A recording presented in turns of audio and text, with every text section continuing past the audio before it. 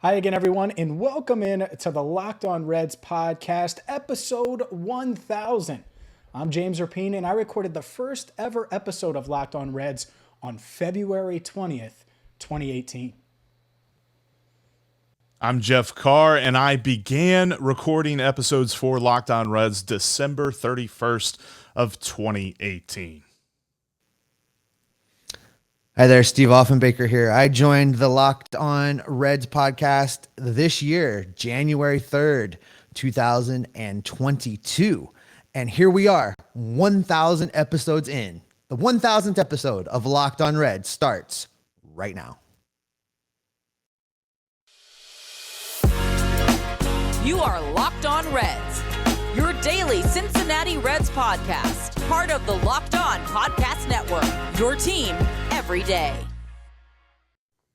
You are Locked On Reds for the 1000th time. I'm your host, Jeff Carr. Like I mentioned a moment ago, thank you for checking out the Locked On Reds podcast, as we are part of the Locked On Podcast Network, your team every day. Thanks again for making us your first listen. Make sure that you are subscribed and you're following us on all platforms, and you're following Locked On Bengals on all platforms as we get training camp. I mean, we're in the middle of training camp. I can't wait till Saturday. Going to be down to Back Together Saturday. And we've got a bit of a crossover here. Locked On Reds and Locked On Bengals. We're going to talk Reds and Bengals and how the roles have kind of shifted within the city, because for the longest time, the city of Cincinnati was unquestionably a baseball town, but circumstances are setting themselves in motion that it's kind of moving toward a football town.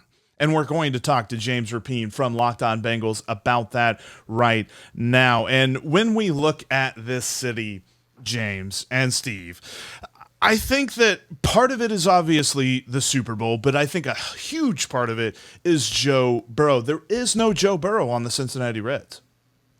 No, there aren't many Joe Burrows, period. And so you're right. When you get a Joe Burrow, or as Mike Brown put it earlier this week, a lucky penny that is quite shiny, and I think he said a shiny lucky penny, but whatever the case is, when you get that, you got to take advantage of it. And I'll give the Bengals credit. They have certainly done that. I mean, things that I've talked about for years on Locked On Bengals, dating back to 2016 when it launched, they're doing those things now. Spending in free agency, being really aggressive in building around this franchise star in Joe Burrow. And I think that especially in 2022, when we're about stars and quarterbacks are as big of stars as they've ever been in the history of the NFL, I think that matters a ton, and the Bengals have done a great job.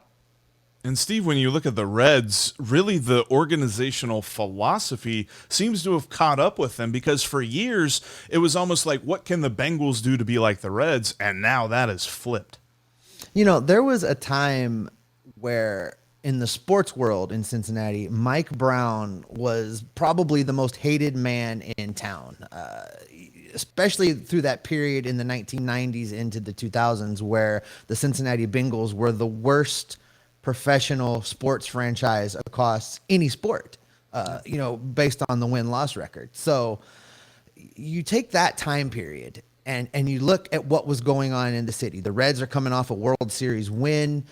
Cincinnati, always considered a baseball town, the birthplace of professional baseball. They really hype that up. It's always been considered, baseball nirvana, so to speak, for people to come and take part in these traditions of Cincinnati baseball.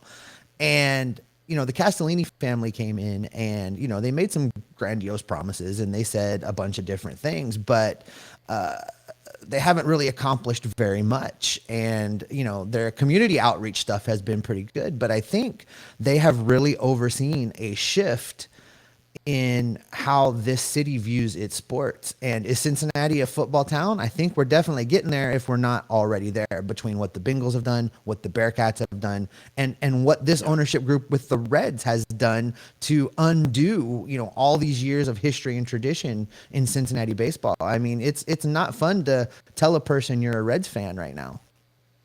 Right, and I think that it's important to know, it's not as if the Reds and the Bengals are competing for fans in the city, but really fans are looking at these two teams and they're like, well, you know what, Reds, just get me to training camp at this point, which, by the way, it's training camp this week.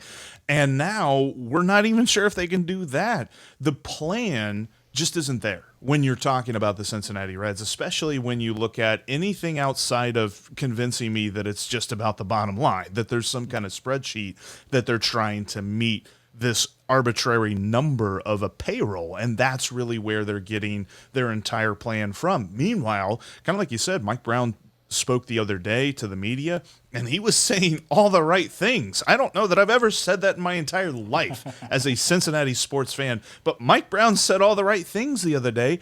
And meanwhile, across the way, on the other side of the banks, you have an ownership group that anytime somebody speaks from that, they can't say anything that anyone wants to hear. And so there's a couple things here. One, going back to the first part, you don't need a Joe Burrow in baseball to be really good and competitive and get this fan base excited. You don't actually need that. You know what you need? You need players that can put you in a position to win 2/3 of the time. And that's just how it works. You're going to win a third, lose a third. What about that other third? Can you win 80% of those games? Because if so, then you're going to be competitive. And guess what? Reds fans, they love the Reds and want to be there for them. But you're right, Jeff. It's two things. It's not just losing. It's questioning ownership right now. And something that Phil Castellini said, the "where are you going to go" comments obviously got all the hype. But he said, same day. He's like, well, look at the Bengals and how quickly things have changed. And that sounds good.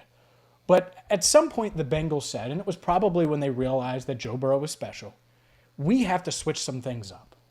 We have to go towards winning more and finding ways to get an indoor practice facility, to maximizing our dollars in free agency, to doing all of these things. Because one guy doesn't make a team in baseball. It isn't the NBA. It isn't the NFL where the quarterback, if you don't have a great quarterback, you're probably not winning a Super Bowl.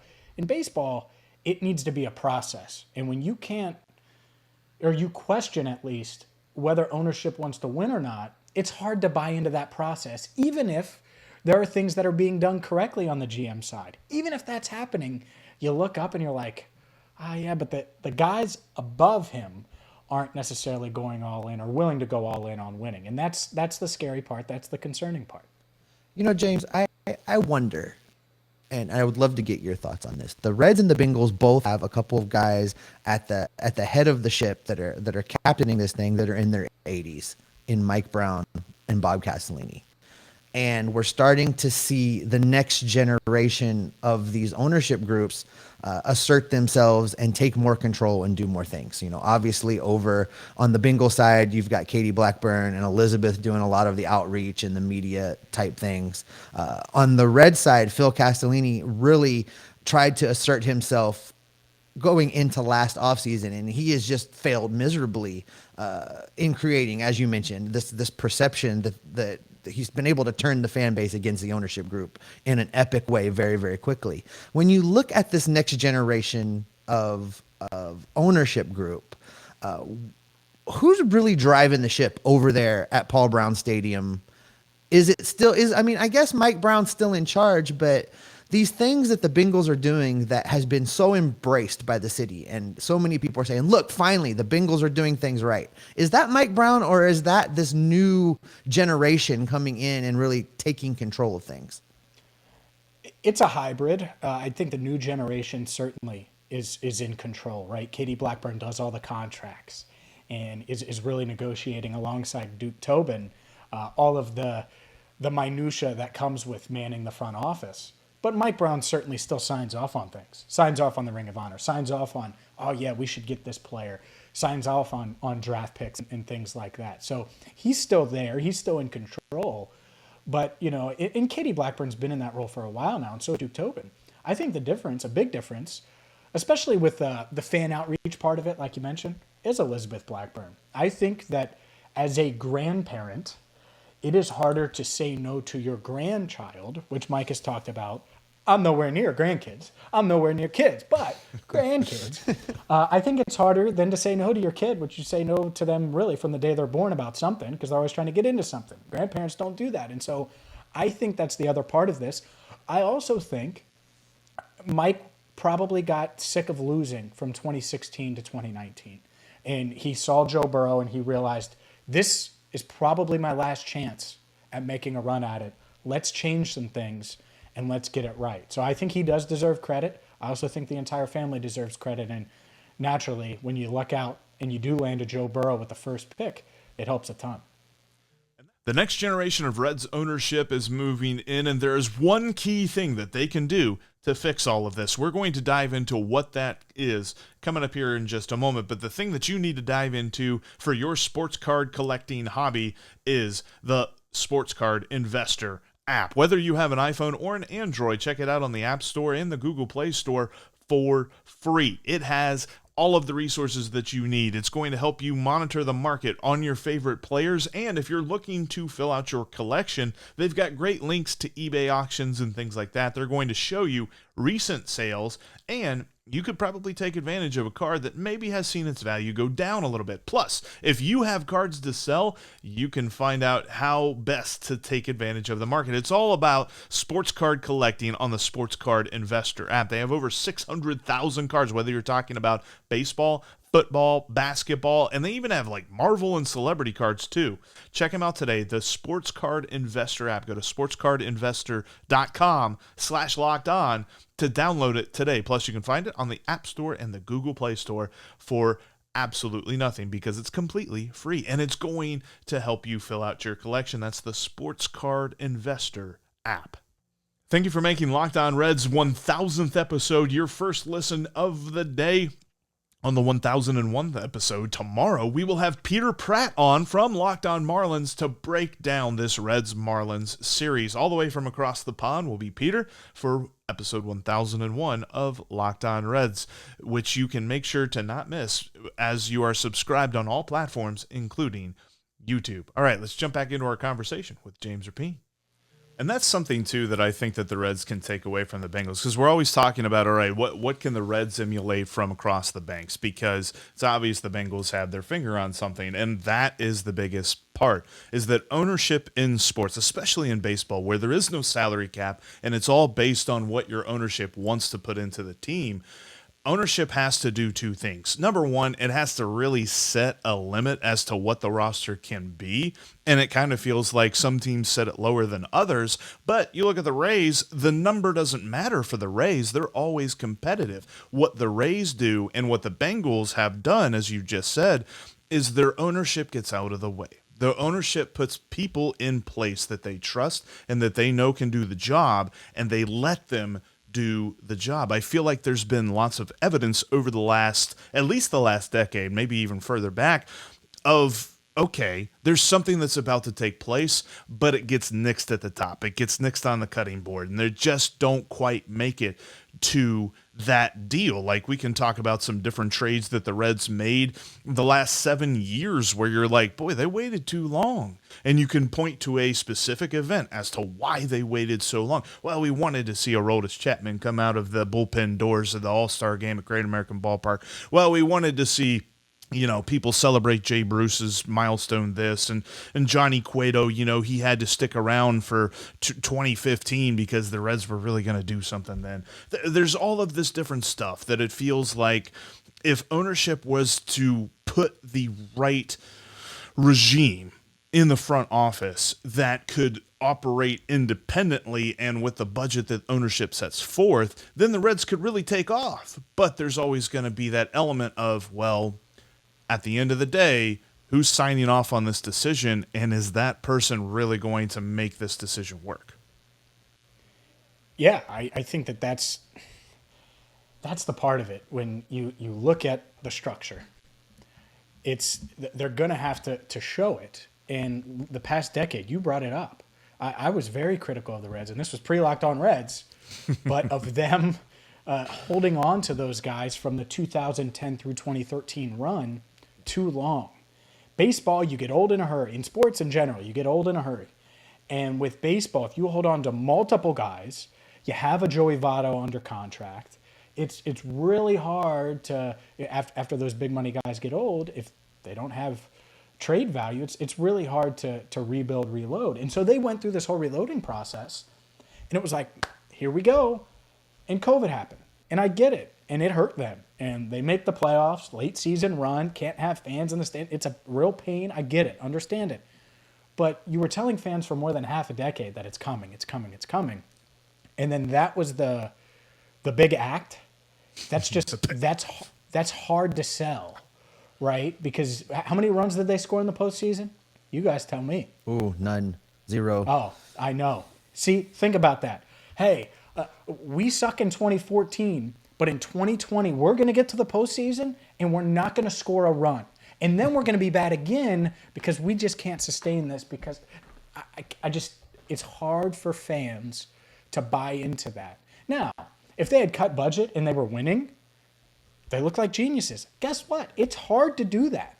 It's hard to completely slash things and still be not just competitive, but be a really good team. And so it's, I'm not trying to poo-poo the Reds. I just think that they've put their fan base through a lot for very little gain over the past 8-9 years.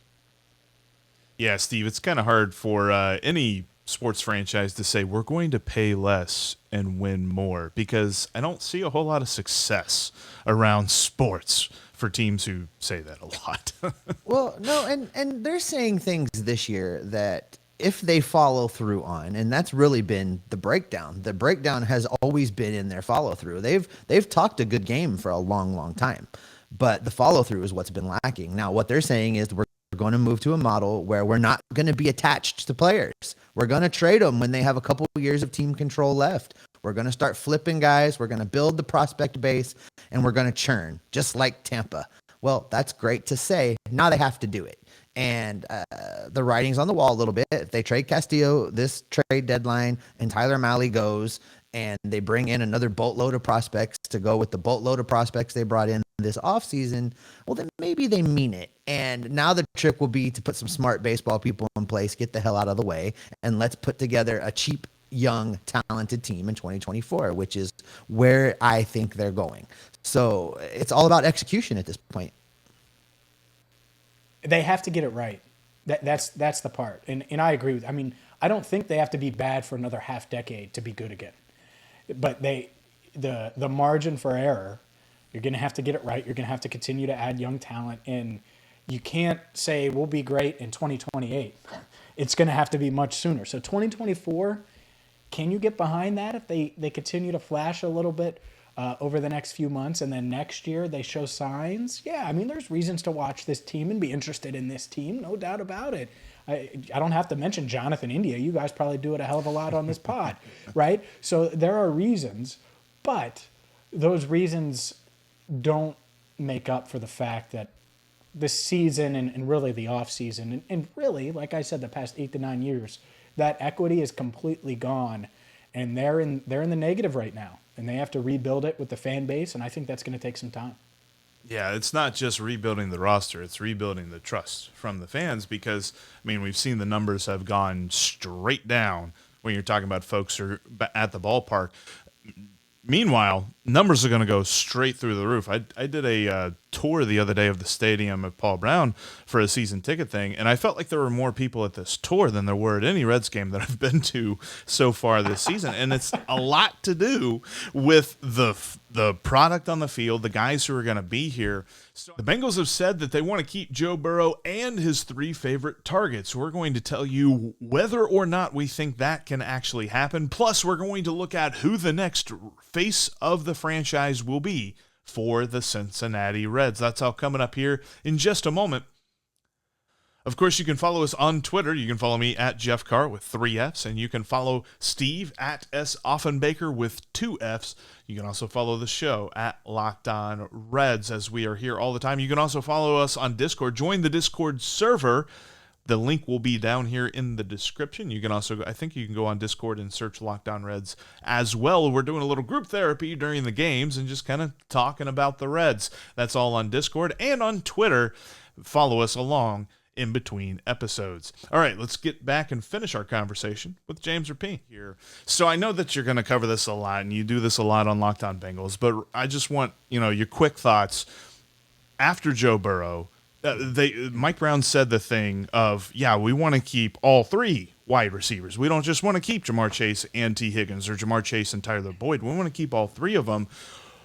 Who is the least likely to still be here out of those three? Because I think that is an amazing thing to say, that you got Joe Burrow and all his favorite weapons, but you do still have to pay for a lot of other things on a football team.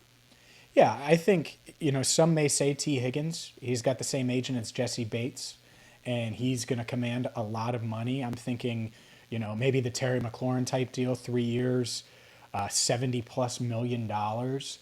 Could be the realm, and it might be higher by the time T is eligible for an extension next offseason. But I'm going to say Tyler Boyd for a few reasons. One, he'll be 30. He's under contract for 2 years, but they can save against the cap if they decided to move on after this season. And I love Tyler Boyd. I remember talking to him when he got drafted. I think he's a good dude. I think he's a really, really good player. But of the two, what is harder to find, and which one is younger?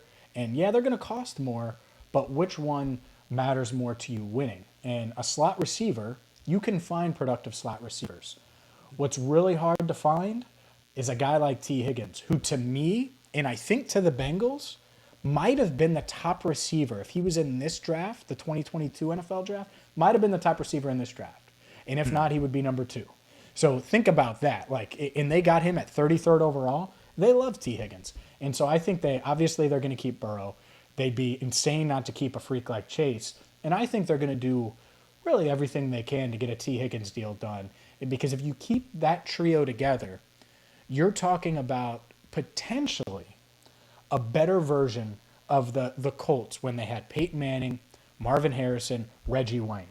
Are we sure Jamarr Chase isn't going to be better than Marvin Harrison? Because I think he could be. Are we sure T. Higgins isn't going to be better than Reggie Wayne? Might be, and I don't want to go there with Burrow yet, but could happen. And so that would be my answer, and I probably went longer than you wanted me to, but that's my answer. Let's spin that back to the Reds now, because we've heard this ownership group again talk about going to a new model, and they're gonna trade people, and they're gonna do things differently. My hope, though, is that they identify a guy to make the next face of the franchise and keep around for the career. We seen a passing of the torch along the way for many, many years. Barry Larkin was the face of this franchise, and he was the guy. And then Joey Votto became the face and the guy. And Joey's days are almost done. Whether that's a year from now or 2 years from now, there's not a lot of time left. So if the Reds were to follow through on that and make a next face of the franchise, a next guy to keep around, can you see anybody on this roster being worth keeping? Is it Jonathan India? Is it Tyler Stephenson and his injury problems this year? Who jumps out at you as being the guy that, for lack of a better way to compare it, can be the Joe Burrow face of the franchise for the Reds moving forward? Well, it's tough. I think as of today, it would be Jonathan India, right? You could certainly say Tyler Stephenson. I think Hunter Greene would like a word, and I know, in a year or two, we could feel that way, right? But I don't know if you need that. Barry Larkin at the end of his Reds tenure hurt the Reds. Would have been better if he signed with the Mets, right? Remember that deal, the trade, and everything that happened, and then he came back. I think it was 3 years, $27 million. Joey Votto, I don't think he's necessarily hurting the Reds right now, but it's not like he's helping them win a bunch of games. And so it's a net negative. Yeah. I just, to me, if there was a guy, it would probably be Jonathan India right now. But that doesn't mean you need to pay for 32 to 40. Maybe just, be a little ageist in baseball, because how many of those big contracts work? I was a proponent. I covered the Indians for a bit, or Guardians now. And Francisco Lindor, heck, I remember telling people, I think I told Jeff, I was like, hey, they should trade for him. And Francisco Lindor, man, he's a baller. Well, how's that contract looking for the Mets? So I think there can be faces, but in the Reds, I think this is part of the reason why they slashed like they did. They want to create a pipeline. And I just don't know how good they are front office-wise to get that done, but I understand it, because the big money deals, especially for a team like the Reds, a mid-market Midwest team, It's probably, see, notice I didn't say small market, by the way. I'm giving Cincinnati some love. A mid-market team, most of the time in baseball at least, they don't necessarily work out. Yeah, I think that there's really going to be an argument to be had next year because he's going to be a lot better. I think he's going to add that changeup in the third pitch, and I think it's going to be Hunter Greene because I think you look at the Dodgers and you think Clayton Kershaw. You don't think a position player. They just got Freddie Freeman, so you don't think about him. You maybe could argue Mookie Betts, but I think Dodgers fans would tell you it's Clayton Kershaw. And I still think Red Sox. Yeah, I still think Red Sox. Yeah, you still think Red Sox when you think Mookie Betts. And Red Sox fans still think Mookie Betts, and they're just like, oh, why did we trade him? Because they're a big market team. That didn't make any sense. But, yeah, I think that it could be a pitcher like Hunter Greene. But I'm with you. I think that the Reds have to adopt a mentality that they cannot be top-heavy with their contracts, and they can't just have a couple of guys up top because this year the two most expensive guys on the roster were Joey Votto and Mike Moustakas. Moose. And the two most valuable guys on the team so far this year have not been either one of those guys. They've been Luis Castillo and Tyler Mahle, I think, is number 2 in WAR. But yeah, it's one of those things where the money doesn't always mean that's your best dude, and you don't necessarily want to hamstring yourself too bad. I'd like to see the next face of the franchise be Tyler Stephenson, but I think it's going to be Hunter Greene. Yeah, I think that when it comes to this, two things. One, if they build it right, you're right, it'll be a pipeline, and that's what they're hoping to have. But they also have to be ready to hit that NOS button, right? Which, once they have a competitive team, if there is a trade that can put them over the top, they still have to be all in on winning, not just being competitive, right? Not, we want to, what was it, the ebbs and flows comment from peaks and valleys, yeah. Peaks and valleys, yeah. No. I want all the peaks. So when it's time to peak, damn it, you better go all in on it. And now is not that time. I understand that.